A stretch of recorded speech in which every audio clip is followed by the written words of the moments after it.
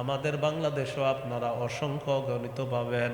হঠাৎ হঠাৎ তারা টুপি লাগায়, হঠাৎ হঠাৎ হাতের মধ্যে তাসবিহ নেয়, আর আপনাদের সামনে মাইকে দাঁড়িয়ে বলবে আল্লাহকে বিশ্বাস করেন, রসুলকে বিশ্বাস করেন। কিছুদিন পর দেখবেন এই লোকটার মুখ দিয়ে আল্লাহ বিরোধী কথা বের হয়। এই কিছুদিন পরে এরকম পাবেন, আবার কিছুদিন পরে ওরকমও পাবেন। এই মঞ্চে আসবে আইসা, তাসবিহ থাকবে হাতে, মাথায় টুপি। ভাই আপনারা 5 ওয়াক্ত নামাজ পড়েন, রোজা রাখেন। প্রথমে আউযুবিল্লাহটা ভুল পড়বে, বিসমিল্লাহটাও ভুল পড়বে, এরপর আর কি বলবে? তো বলবে ভাই আপনারা সুন্দর মতো নামাজ পড়বেন, রোজা রাখবেন, সব ঠিক, হাতে কিন্তু তাসবিহ আছে। সুবহানাল্লাহ। যখন ঘটনাটা ঘটে গেছে এরপরে দেখবেন হ্যাঁ পুরাই পল্টি নিতেছে 420। বুঝেন নাই? আমার একটা তফসির আছে, আমার কি জানি আপনার সূরা বাকারার 246 থেকে 52 নম্বর আয়াতে পাবেন, আলোচনা যারা দেখেন পাবেন। সূরা বাকারার 246 থেকে 252 ওখানে আনছি যে রাষ্ট্রনায়ক কে হবে, কারা হবে, কাদেরকে বানানো দরকার। তো সেখানে বলছিলাম দোষ আমাদেরও আছে। আমাদের মাঝে কিছু মানুষ আছে আমরা অপেক্ষায় থাকি চা দোকানের সামনে বৈশা বৈশা, কে কত দেয় এই অপেক্ষায়। তো এই জন্য হেরাও দেয়। হেরা দেয় কেন? ওই যে অপেক্ষা থাকে, দেখি ও আচ্ছা হ্যাঁ 500 দিছে, ঠিক আছে হ্যাঁ আচ্ছা, আর অপেক্ষা, আবার চা খায় বৈশা বৈশা, আর একজনের অপেক্ষা থাকে। এই জাতীয় অসুস্থ আর গোবর মস্তিষ্ক নিয়ে কিছু মানুষও সমাজে আছে। এটা কিন্তু ওরা না, আমাদের মধ্যে এরকম। এই বললাম তো এইখানে গ্রামেই পাবেন তালাশ করলে, যে এরকম অসুস্থ মস্তিষ্ক নিয়ে বসে আছে। তো এই লোক তো আপনারে টাকা দিবে, তো আপনার পিছে টাকা খরচ করতে করতে বেচারা নির্বাচন করতে 2-4-5 কোটি টাকা গেছে, তো এই টাকা তুলতে হবে না? তো এই জন্য তো রডের পরিবর্তে বাঁশ। দোষ তো আপনাদের, দোষ তো তার না। আপনি তারে খয়রাতি বানাইছেন কেন? নির্বাচন করতে হইলে টাকা খরচ করতে হবে, এটা কোথায় আছে? আল্লাহ বলছে ওয়ালাম ইউতা সাআতাম মিনাল মাল। বনি ইসরাইল বলছে তালুতরে যে বাদশা বানাই দিলেন, তালুতের কি যোগ্যতা, ওর তো টাকা পয়সা নেই। তখন আল্লাহ জবাব দিয়ে দিয়েছিলেন শামউইল নবীর মাধ্যমে যে বাদশা, রাষ্ট্রনায়ক, নেতৃত্বের জন্য টাকা পয়সা শর্ত না, শর্ত হলো জ্ঞান থাকা। কোরআন হাদিসের জ্ঞান যার মধ্যে আছে এটা 1 নাম্বার। 2 নাম্বার যার দৈহিক সৌন্দর্যতা শক্তি আছে, এটা 2 নাম্বার। 1 নাম্বারে আল্লাহ বলছে কোরআন হাদিসের জ্ঞান। এই জন্য কোরআন হাদিস যার মধ্যে আছে তার মধ্যে আল্লাহর ভয় আছে। এই জাতীয় মানুষগুলাকে আগামীর প্রতিনিধি বানান, অন্তত গরিব তার ন্যায্য অধিকার থেকে বঞ্চিত হবে না ইনশাআল্লাহ। আল্লাহ বুঝার তৌফিক দান করুন। মনে আসেনি কোথায় আছে? 3 নাম্বার তাওহীদের শর্ত, ইয়াকুলুনা বিআলসিনাতিহিম মা লাইসা ফি কুলুবিহিম। তারা তাদের মুখ দিয়ে এমন কথা বলে যা তাদের অন্তরের কথা নয়। অন্তরের মধ্যে একটা, মুখের মধ্যে আরেকটা। এই হলো 3 নাম্বার শর্ত। যদি মুখে একটা অন্তরে আরেকটা থাকে শর্ত পূরণ হবে না। মুখেও আল্লাহ ছাড়া কোনো ইলাহ নাই, অন্তরেও বিশ্বাস করা আল্লাহ আপনি ছাড়া কোনো ইলাহ নাই। এই বিশ্বাস বাড়ানোর জন্য বেশি বেশি কি করবেন?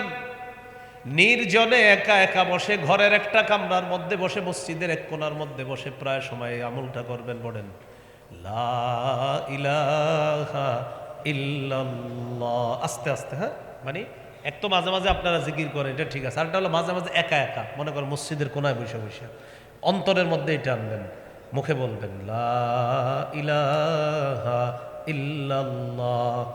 আপনার অন্তরের মধ্যে থাকবে আল্লাহ ছাড়া আসলে কোনো ইলাহ নাই, মুখেও বলতেছেন আল্লাহ ছাড়া কোনো ইলাহ নাই।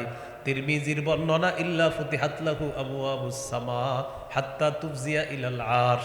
আল্লাহর আসমানের সবগুলা দরজা খুলে দেওয়া হয়েছে, আপনার লা ইলাহা ইল্লাল্লাহ যেন আরশ পর্যন্ত পৌঁছে যায়। তিরমিজির বর্ণনা 3592 নম্বর হাদিস। তো লা ইলাহা ইল্লাল্লাহ বেশি বেশি পড়বেন। পড়ার সময় চিন্তা করবেন বাংলা অর্থটা।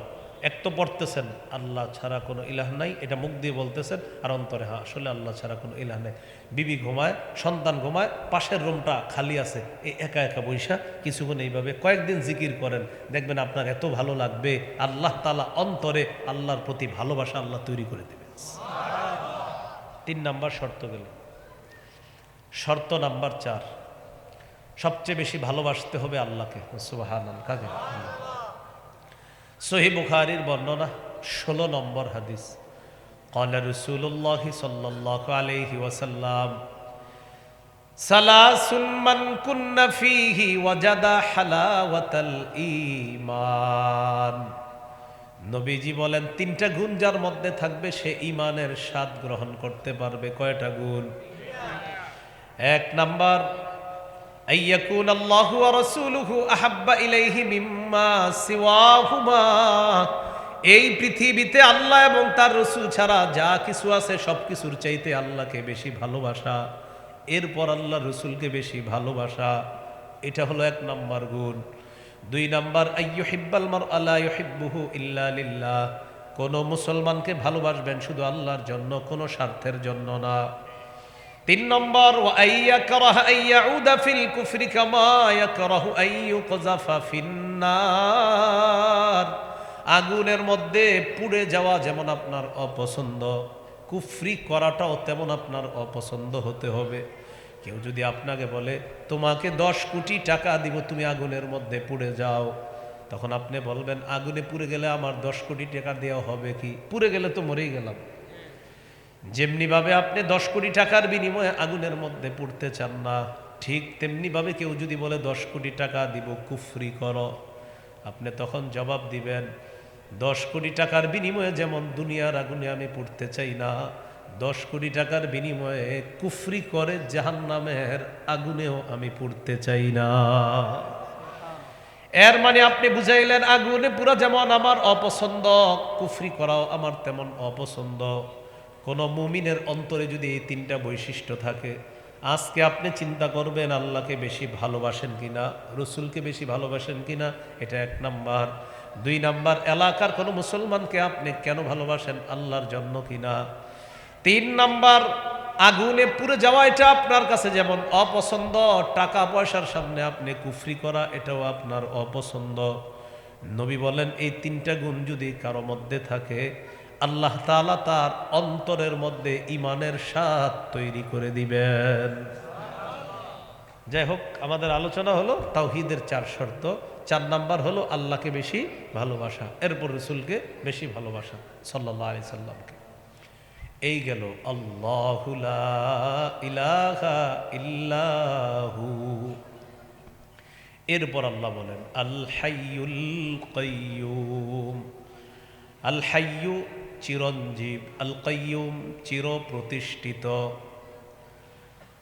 আল হাইয়্যু মানে হলো চিরঞ্জীব, যিনি কখনো মৃত্যুবরণ করে নাই, করবে না, মৃত্যু যাকে স্পর্শ করবে না, তিনি হলেন আল হাই।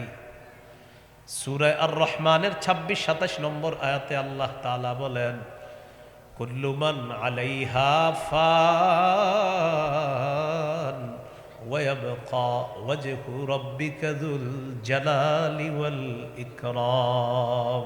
সব ধ্বংস হয়ে যাবে, মহামহিম সম্মানের অধিকারী আপনার রব তিনি শুধু থাকবে, আর সব ধ্বংস হয়ে যাবে, সবাই মৃত্যুবরণ করবে, আল্লাহকে মৃত্যু স্পর্শ করবে না, এই জন্য তিনি হাই। আল কাইয়্যুম অর্থ হলো যিনি চির প্রতিষ্ঠিত। আসমানের দিকে তাকান, আসমান প্রতিষ্ঠিত কিন্তু চির প্রতিষ্ঠিত না। জমিনের দিকে তাকান, জমিন প্রতিষ্ঠিত আছে তবে চির প্রতিষ্ঠিত না। আশেপাশের স্কুল কলেজের সামনে, মাদ্রাসার সামনে দেখবেন লেখা আছে প্রতিষ্ঠিত 1900 অত সালে, মসজিদের সামনে লেখা প্রতিষ্ঠিত 1900 এত সালে, স্কুলের সামনে লেখা প্রতিষ্ঠিত এত সালে। চির প্রতিষ্ঠিত লিখতে কেউ পারবে না, কারণ এইগুলা সব ধ্বংস হয়ে যাবে। চির প্রতিষ্ঠিত একমাত্র একজন, তিনি কে? এটাই বললেন আল কাইয়্যুম। আসমান এইভাবে দাঁড়িয়ে আছে, আল্লাহর হুকুম আছে, জমিন এইভাবে দাঁড়িয়ে আছে, আল্লাহর হুকুম আছে। এই জন্য সূরা রুমের 26 নম্বর আয়াতে আল্লাহ বলেন ওয়া মিন আয়াতিহি আন তাকুমাস সামা ওয়াল আরদু বিআমরি। আল্লাহ তাআলা বলেন আসমান দাঁড়িয়ে আছে, এটা আল্লাহর নিদর্শন, এটা আল্লাহর হুকুমে দাঁড়িয়ে আছে। জমিন এইভাবে দাঁড়িয়ে আছে, এটাও আল্লাহর নিদর্শন, আল্লাহর হুকুমে দাঁড়িয়ে আছে। মানুষ যদি আসমানের দিকে তাকায়, তাকানোর পর চিন্তা করে খুঁটি নাই, খুঁটি ছাড়া আসমান, এটা আবার কেমন আসমান? আল্লাহ তাআলা বলেন এটাই তো আমার কুদরতের নিদর্শন। সুবহানাল্লাহ। আল্লাহ বলেন ওয়াজআলনাস সামাআ সাকফাম মাহফুজা। আমি এই খুঁটি ছাড়া আসমান তোমাদের জন্য সুরক্ষিত ছাদ বানায় দিছি। জমিনের উপর আমরা চলতেছি, জমিন আমাদেরকে নিয়ে হেলে দুলে পড়ার কথা ছিল, কারণ জমিনের নিচে পানি, পানির উপরে আমরা আছি ভাসমান। জমিনের উপর উচিত ছিল আমরা এইভাবে হেলে দুলে পড়ে যাওয়া, ঠিক না? আল্লাহ তাআলা বলেন জমিন কিভাবে স্থির আছে একটু কি চিন্তা করো না? এই যে জমিন হেলতেছে না, দুলতেছে না, এটাই তো আমার কুদরত, এটাই তো আমার নিদর্শন। জাননি জমিনের নড়াচড়া আমি কিভাবে বন্ধ করে দিলাম? ওয়াজআলনাল জিবালা আওতাদা, আমি পাহাড়কে পেরেক হিসাবে জমিনের মধ্যে বসায়া দিয়া আমি জমিনে নড়াচড়া বন্ধ করে তোমাদের বসবাসের উপযোগী করে দিলাম। নাহলে আমরা বসবাস করতে পারতাম না, শুইতাম এভাবে হেলতো দুলতো খালি জমিন।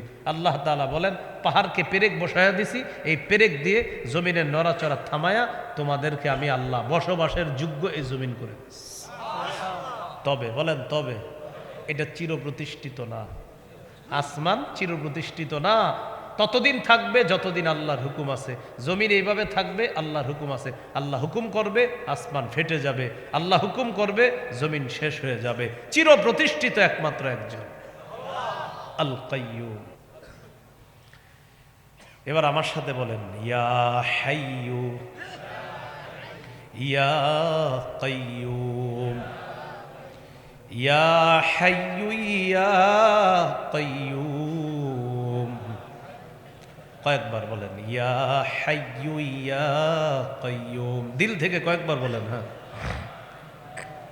আবার আবার, এবার থামেন।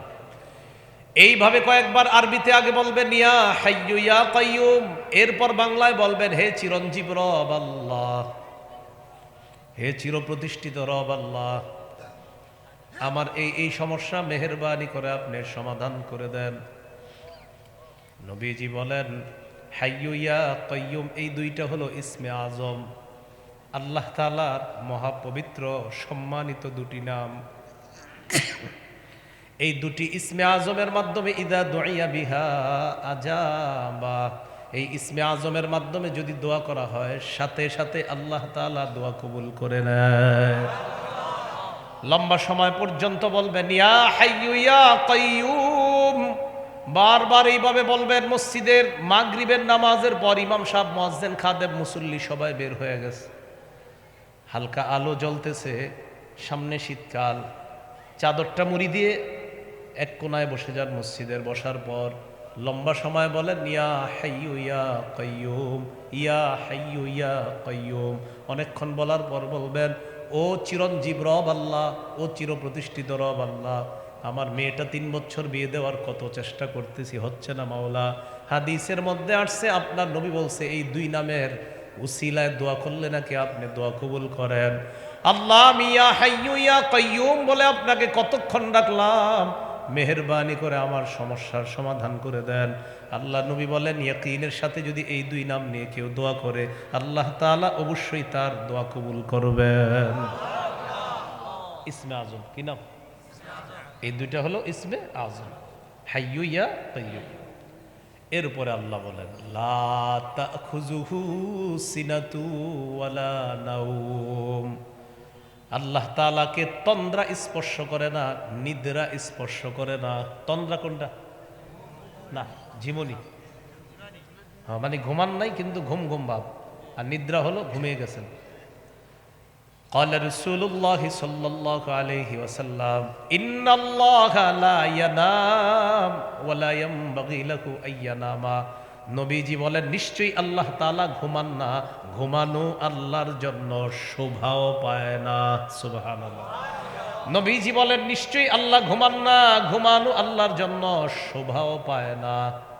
এই হলো লা তাখুযুহু সিনাতু ওয়ালা নাওম। আমরা কত নাফরমানি করি, রাতের বেলা যখন ঘুমাই একটু চিন্তা করা দরকার আমি কত আরামে ঘুমাই। আমি হলাম সৃষ্টি, আর আমার স্রষ্টার কোনো ঘুম নাই, তন্দ্রা নাই। আমার রব আমারে দেখতেছে, আমার ঘুমটাও আল্লাহ দেখতেছে। হ্যাঁ, দেখছেন? লাহু মা ফিস সামাওয়াতি মান যাল্লাযী ইয়াশফাউ ইনদাহু ইল্লা বিইজনিহি, লাহু মা ফিস সামাওয়াতি ওয়া মা ফিল আরদ। আল্লাহ তাআলা বলেন আসমান এবং জমিনের যা কিছু আছে সব তার। বলেন আসমান জমিনের সব কার? আমরা কার? আসমান কার? সৃষ্টিকার। তাহলে আমরা চলবো দুনিয়াতে হুকুম হবে কার? হ্যাঁ?